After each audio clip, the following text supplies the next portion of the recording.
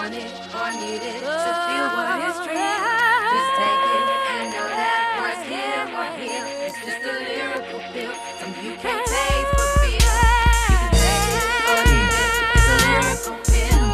You want it or need it to feel what it's real. Just take it and know that what's here or here. It's just a lyrical. What's up, Neil? So I hope you guys are in for a treat because I'm here and we are going to speak with Malik. How was that? Hey, Malik, how you doing? I'm good, I'm good. Here in Georgia, Atlanta, the ATL. That's right, that's right. I'm hearing you're a poet, right? Yes, yes, I am. And I hear you're on tour right now? Yes, that's what. And this is your second stop. You had to check out the ATL, right? I had to stop by the ATL. Well, it's a pleasure that you came to Neo Soul to check us out. So could you tell us a little bit about what you got going and what you do and enlighten us? Well, right now, like you said, I'm on tour and I'm on a mission basically to talk about things in my poetry that's not being currently heard in public dialogue because everything is being hidden. And I think that's imperative with people like myself and other people I could mention, like Immortal Technique and Dead Prez and other people who are actually writing about what's really going on and just try to get this to the people because it's like the only way that we have that's available to us. We don't have printing press and news channels and stuff like that, so we got to depend on our art and we gotta get out there on the road and just travel and just talk to anybody, just whoever wants to listen. You know? So you chose to be that mobile vessel.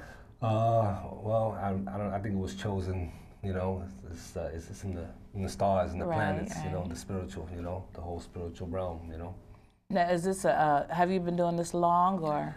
Well, actually, I've been writing since like 1992 when I was in school at NYU.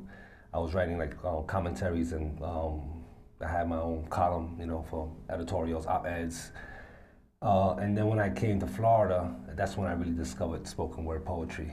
And it just kind of like fell in my lap and I saw that with all the knowledge that I had, I could actually express that knowledge through the art. And I've always, when I was younger, I always used to rap here and there, but I just never really, like, it was always in me.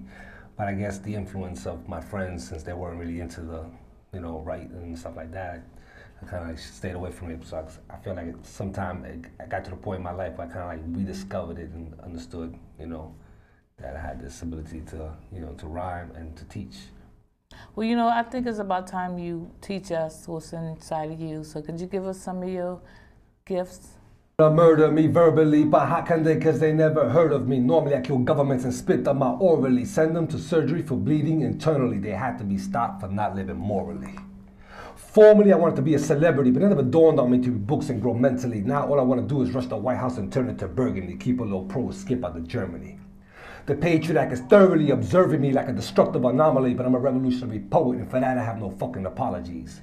Especially for those who want to privatize life with corporate monopolies. What bothers me is the philosophy of poverty and unchecked sovereignty. They may be on to me, but it's on, you see, because the time belongs to me. It was written in prophecy. So fuck these fascist pigs and all the trappings of Western democracy. Cause it's a farce, you see. What we need is freedom of life and a socialist economy. And plans to repair and save our global ecology, possibly. These revolutionary words can save humanity from biochips, germ warfare, and a world without clarity. But don't be misunderstanding me. I write for the love of life, hoping to go down in history, like Aeschylus, Sophocles, Euripides, Thucydides, and Aristophanes. I guess you can consider this a love poem written politically. Cause what hurts worse is those hypocrites in office who give birth to private riches and wars for more turf. But in the end, those perverts who do dirt will get served first. Cause there's only one earth. My life's work measures my life's worth. Born cursed, those confined to ghetto life who can't quench thirst, so they stain shirts. You dare smirk, you get smacked, jerk. So as my ink squirts, I'll start my third verse before they take me away in a black hearse. Cause COINTELPRO has been reclassified, the Patriot Act. For those who are conscious and those who talk back. That's fact. If you don't believe me, ask Blackjack, held by the pigs who smash black caps and hem you up with chain straps. And if you snap back, you'll get your back cracked. You know, for the small talk, I ain't got time for the chit chat. I want to talk about the shit that's important, like the flat tax and apply to those born black enslaved by those white cats. Say, chap, all that shit is over. Believe that. It's all downhill from here, so buckle your chin strap. And if you get off on the wrong track, you'll be forced to take a cat nap. This poem will be on my next CD, larger than my knapsack, as I quest this large map in search of justice for the people who got their land snatched. Hey boy, Didn't we warn you about talking like that? Yeah, but you can lick my ass crack and tickle my nutsack. Fuck you and the Patriot Act. I'm catching flashbacks of the bullets hitting Brother Malcolm as he fell back. A victim of the government's rat trap because he spoke black, and they couldn't outthink that. So they called on his scientists to invent crack so the black community could be set back and police traps forcing us to walk strapped. What a class act. Hey, yo, Prophet, you want to hear my sex poem? Never mind that. Let's tell the world how history and democracy got hijacked by those cats in top hats. Let's spread facts. Mr. Bush, your breath stinks from all the lies, so have a tic-tac and tell Barbara to keep her motherfucking mouth shut before she gets whoosh, pimp slap. Peace. I'm out. Oh, and by the way, people TV, I meant that. Oh my gosh. You are a powerful, powerful poet. Wow. That's what I write about. Welcome, Neo Soul. I'm Knyte. Welcome, Neo Soul. This is Knyte. Hey, Neo Soul. This is Knyte. Hey, Neo Soul. What's up? This is Knyte. You know where you at. Yo, y'all feeling this? This is Knyte. Yeah. This poem is called Guilty.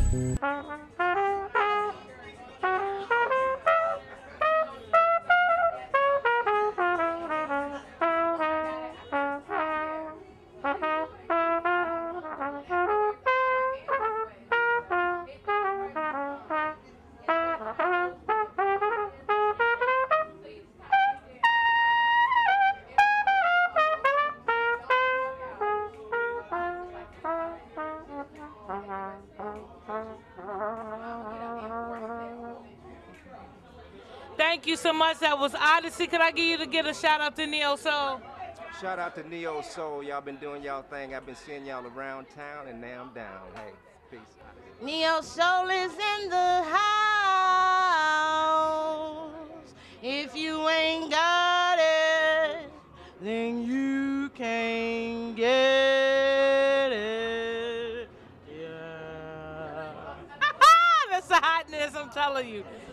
What's up, Neo Soul? This is Knyte. Happy New Year. I'm glad to see you guys, all that good stuff. I hope you guys liked my new plays. Beautiful, isn't it? Sometimes it gets a little dirty, so I need to impress you guys with someone. And I'm actually in the presence of a gentleman named Preston. How are you? How you doing? All right. I'm doing wonderful. How you feeling? Great. Wonderful. Would you please let Neo Soul know something about you and how, you know, what you do and how we should embrace you? Just as a loving person myself, I enjoy life. I try to live life to the fullest. I've had some mishaps in my life and shortcomings. And at the age of 9, I was sexually molested. Wow. Been on drugs for a lot of years of my life. Basically what I'm saying is that the Lord can bring you through anything if you're willing to sacrifice some things. I've just been through a lot in my life, and I know that the Lord has been there with me through the things I've been going through, and I'm just here to enlighten people that your life is not over. Whatever you're going through, God can make a difference in your life. So. At what point did it make a difference for you? Were you in your teens, or did it come later on in life? Later on, when I got right into my late 20s, like 29, 30. Was your family and friends always there? Did you just have to know God is where it was at? I just knew God was where it was at. I always knew God was always at. My mom took me to church, so it wasn't really like, you know, most homes you grow up into. It's really, you know, affectionate, and, you know, mom and dad sits down and talk to you. It really wasn't like that. It was really kind of, you know, they were in their place and we were in our place. So it really wasn't like a love and affection. And even though the love was there as far as we had a roof over our head, we had clothes, we had food and stuff like that, but not really like a real close, committed relationship. So kind of like was, didn't receive that in the home. So it's hard to come out and tell. And other things in the world, you know, like by being, you know, sexually molested and stuff like that. Was it a family member or someone else? It was a friend. It was a friend? It was a friend that I knew from another friend, so. Wow. That's how it happened. It was actually an older gentleman, so. Wow. Yeah. Did it take a lot for, I mean, it takes a lot to just be able to say that. Mm-hmm. Did it take a lot for you to just come to terms with, like, I need to speak about this Or did it stay hidden for a long time, or? It stayed hidden for a long time. Yeah, I really didn't talk about it. Really didn't know how to find myself, you know, who I was, and because of things that happened in my life. So, and also I had did a little bit of prison time, and being on crack cocaine, I ended up starting selling it and stuff like that. And I went to prison in 2005, and I did 12 months there, and I had a spiritual awakening from the Lord there. And I really knew then that I was chosen to serve the Lord while I was in prison, you know, so. So basically, all of this is basically a testimony. Right.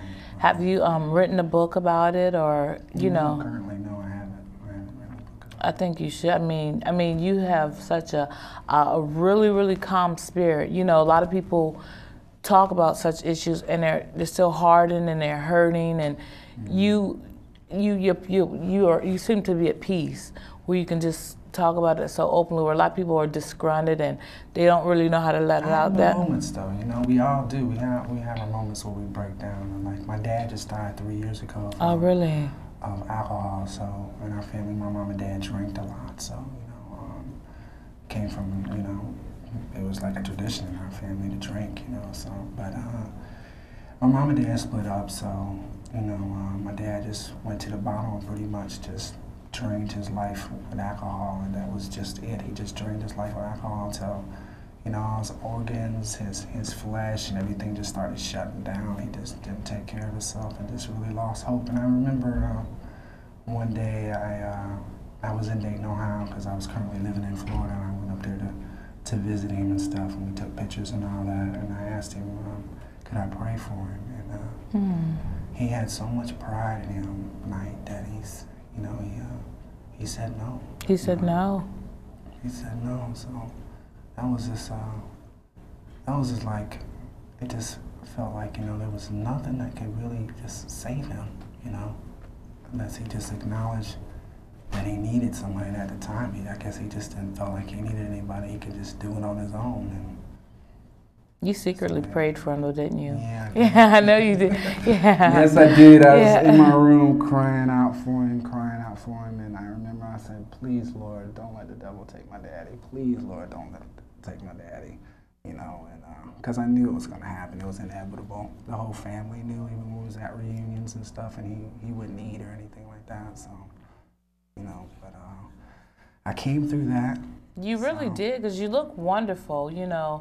And I mean, just in you sharing your story, you know, I know it takes a lot to just embrace to a lot of people, this will happen to me, and to be strong about it. And you know, and then to be able to say, God got me through it. A lot of people like, you know, I did it because it was just what it was, and I'm tough, but they'd be like, you know, I went through some things, and I'm here to share. That takes a lot. Until the hurt stops. I scream aloud, not saying a word, wanting and needing to be heard, but do you hear me? Do you ask yourself why I cry, trying to ascertain how you cannot feel my pain, life's strain, taking a toll on my heart, my soul, my body, and my brain? You do not refrain. Do you not see what you are doing to me, invading my privacy, touching me privately in my private parts? My private parts you prematurely explore, my youth and innocence you selfishly ignore. So now I scream. I scream at the top of my lungs, my joy has been far flung. Ken and Barbie, I see differently, adult grins are now twisted to me. I scream. I scream to block your heavy breathing in my ear. I scream because now I live in fear. I scream to wash you from my skin. I scream because I didn't even know how not to let you in, and you promised you'd never do it again. I scream for I still feel my private pain, and I scream because now I will never be the same, and I scream to get God's attention. I scream because you don't want me to mention. I scream while I pray to die because of how you make me feel inside, and forget I try, but for From me, I cannot hide, and I scream and I scream and I scream and I scream and I scream. And I will scream. And I will scream until the hurt stops. Did you have a vivid imagination? Were you always so laid back, or were you like a rambunctious? Did you grow to become into a more mature, laid back person that you are right now? I just basically grew up. I kind of grew up on my own, really. Right. You know, and facing, you know, life challenges and, you know, things that happen in the world, and how do you deal with what happened to you in any way? Because as I was coming up, I was, me and my brother got in a fight, hit me with an iron skillet, and then broke a broomstick over my head, and I just went through a lot of stuff, and I ended up going to a mental institution. And wow. So they classified me as schizophrenic. And then later after that, after I got out of there, I was like 16 at the time, and my dad started getting a disability check for me and stuff like that. And I wasn't no longer taking medication, so I started self-medicating myself. That time, my parents were still drinking, and I was partying. This was the 80s, you know, and everybody. And then all of a sudden, crack came, you know, in '85. So everybody started smoking crack. I was smoking crack. My two brothers were smoking crack, and everybody was just strung out until people started dying. Are they still alive, your brothers? Yeah, okay. Of course, yeah.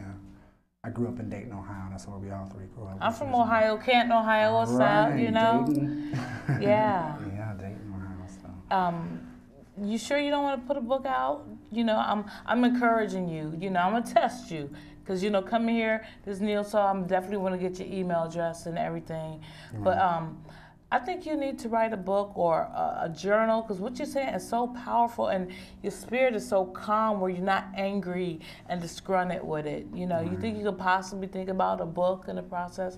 Because I mean, this is just like a 5-minute interview, but just somebody seeing this probably needs to hear it and find out more about you, because you do have a spirit that is well needed to be heard. You have an email address, a website people can get at you? Yeah, I'm on myspace.com. Tell to the camera, tell me so people. myspace.com, Billings Cleaning Service. Also the email, Billings Cleaning Service, Yahoo. I'm being honest with you, I ain't never had my, you know, my on the computer and all that kind of stuff. It's okay, I'm there with you. So, and you can reach me at, my number is 404-207-7374. So I'm located right here in Atlanta. So, Preston, your spirit is so laid back and so peaceful. I definitely know a lot of people, not only Neil Soul, but MySpace, are going to levitate to you, because I mean, you just speak just so. This would happen matter of factly, but it was meant to be. That's why I am where I am now. And people really need to embrace that. You know, I'm truly touched by what you just told me, and I'm like, wow, you went through a lot of adversities. And to look at you now, you'd never know. It's a good-looking brother, good heart, spirited, talks about God. That's a good thing. Neil Soul was talking to Roger Bob. How you feeling about tonight? I feel great. Just our world premiere of Tyler Perry's Medea's Family Reunion. We're all very excited about the film. It's going to be out February 24th, and we hope everyone goes and supports it. Especially those folks watching Neo Soul, one of my favorite shows on television. This is Ron DeVoe, new edition, Belle Biv DeVoe, real estate entrepreneur, and you're watching Neo Soul, spoken word variety show, and that's what it is. My name is Rochelle Aites. Very new, second movie, but I play one of the leads. I play Lisa Brew, who's married to Carlos Blair Underwood. Hello, Neo Soul. This is Rochelle Aites at the premiere of Medea's Family Reunion. Just that as you see it, you know that I poured my heart and soul into it, so I'm just really excited about it. No matter what the critics say, I can't wait for the people to see it, so it's going to be great. It's going to be great. Thank you so much. Okay, thank you. Thank you. Are you excited about tonight? Yeah, I'm very excited about it. I haven't seen the film, so I'm looking forward to seeing it. I know that's right, but I know it's going to be a lot of laughing, dancing, singing, crying, attitude going. So what role do you play? I play, the character's name is Carlos. Carlos is an abusive husband, or fiance actually. We're supposed to be getting married. Rochelle Aites' character. I want to definitely say he's not only cleans his soul, but he also has a cleaning service. Right. And you know, my place, I done got it all decked up. It's kind of dirty, you know, but he's here to clean up my space. We got some strong black colors in here, it kind of makes up a little. So tell us about what got you into the cleaning business. Well, as coming up, Again, my mom was a very, very clean person, so, you know, so I remember my mom bathing me at the age of 9 years old. So, Okay. And then my mom always telling me that, you know, Preston, you got your skin be ashy. Just tell me to put lotion all over my body and stuff like that. Because you know I was asking he you brought about the some lotion for me. Don't show the ass, y'all. Let me hide the elbows. My mom's always been a very clean person, so throughout my life, I've always been a very clean person, and that's probably pretty much. And my wife's located down in Florida, and she also has her cleaning business as well. So it's called Phoenix Cleaning Service, and just starting it when she was doing it made me want to get into it a little bit more, you know. So I decided that I was gonna start getting into cleaning service, and I just made it a point that, you know, when I came back up to Atlanta, because I was going back and forth because, you know, through my marriage and stuff like that. So I decided that I was gonna get into cleaning service, and it so happened that when I was coming back up, my wife cut my phone off, so I had to go through a little bit of drama to try to get my phone cut back on. So that's the thing when, you know, you combine yourselves. Another test. People know information about you, they, you know, try to mess things up for you. But there again, God was there, and I got my number cut back on, and all of a sudden that number that I had, this number right here, is on the Yoshi's Cleaning Service. Really? Yeah. Is that the name of yours? That's the name of your service? No, my service is Billings Cleaning Service, under my last name. Okay, because you kept saying the cleaning service. I was going to say, well, what's the name of the service? Yeah, but the number is under Yoshi's Cleaning Service in the yellow pages. So people started calling me. So I was like, God, what are you trying to tell me? You know, what are you trying to tell me? What's going on here? So I start my own cleaning business. Wow. And, you know, and just give it to you and let it be successful, you know. Why not? At the same time, here I am, you know, 35 years old. I haven't graduated. I don't have a degree in, you know, master's of law or business or anything like that. And just being honest and being real about who you are, and that you can do anything in life, and that you are a special person, that God created you for His purpose and for His will, that you can do anything, and you just got to be honest from the heart, you know, and be real and genuine. Hey y'all, this is Blair Underwood. Welcome to Neo Soul. Neo Soul. Who's that? Where's the camera go? Right here. It's How the Neo Soul. cameraman just gonna leave? No, I'm just kidding. It's Neo Soul. No, I'm in Atlanta, where I am celebrated and not tolerated. That's why I come to the black cities. Put down your remote control. You are now watching Neo Soul. And I am blessed with an angel, because I am in the presence of Mr. JAH Angel. How are you doing this evening? I'm doing fine this night. Good to see you. I see you got your lucky friend with you, so I take it we're going to be listening to some beautiful sounds from JAH Angel. Absolutely. And will you let the people know a little bit about you before you go ahead and strum those strings for us? All right. My name is Kirk originally. JAH Angel is what I go by with this music, and I just want to share with the world what I feel we should be doing as a people first and foremost, and how important our music is to our children and what it's actually doing to us as a people. I'll get right to it so I don't waste any time.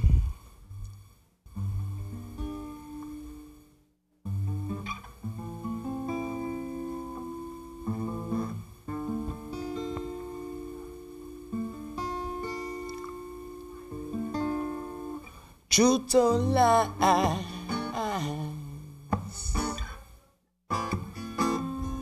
it really doesn't matter.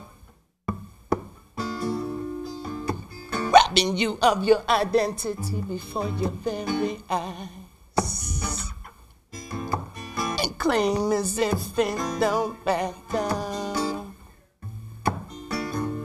See, they sold you off for a mere lifestyle, and tell you to believe their chatter. But see, I've seen what I've seen, heard what I've heard, and all I see is them in bliss and laughter. So I would say, truth or lies,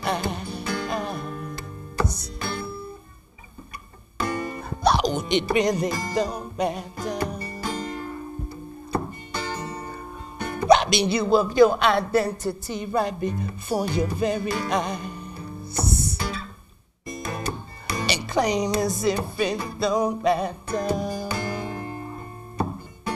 Please, my people, don't sell out for a mere lifestyle. Believe what you've seen and what you hear and after.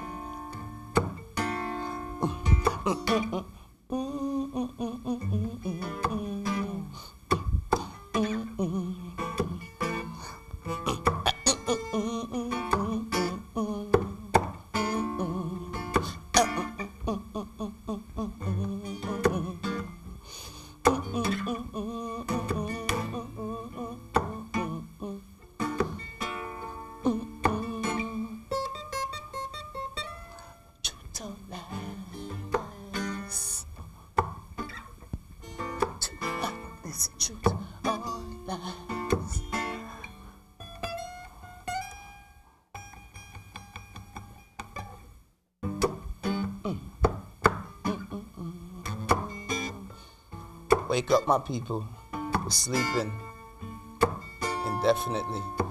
They've been robbing souls with pens. We're only 10 million strong, and it's 26 million one of them. Since 1960 to 2006, they've got 280,000 men. 2,280,000 of us. Souls robbed with pens. Truth or lies.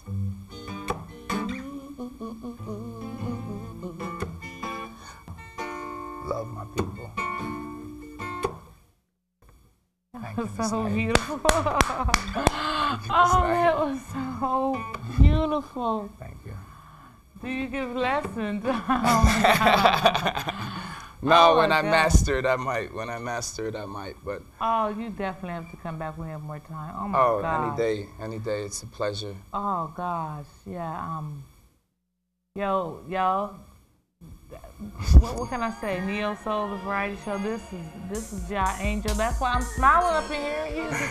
He's just heavenly, you know. And I'm definitely encourage you to come back and thank you for sharing. This is Neo Soul. This is Knyte, Spoken Word Variety Show. See you later. Peace and blessings. What's up? This is Jeff, you know, BT's Rap City, and I'm shouting out Neo Soul. If you don't know, now you know. It's spoken word, it's hip-hop without the music, it's people breaking it down, it's them using intellect, it's powerful. If you don't know, you better ask somebody. Neo Soul, I'm out.